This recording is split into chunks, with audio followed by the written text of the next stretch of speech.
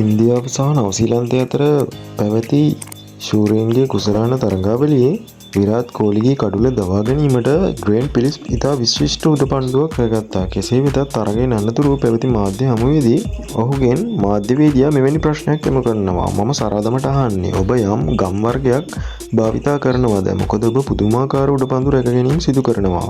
එහිදී grain Philips පිළිතුරු දුන්නේ මම හිතන්නේ ඒකට ලොකු වාසනාවකුත් බලපානවා. මම කියන්න කැමති යම් කිසියම් ගම් වර්ගයක් භාවිතා කරනවා කියලා. නමුත් එහෙම දෙයක් නැහැ. මගේ අත්ලේ දාඩිය තමා තියෙන්නේ. අනිවාර්යයෙන්ම ඒ මගේ මහන්සියේ ප්‍රතිඵල සහ මූලික දේවල් හරියාකාරව සිදු කිරීම.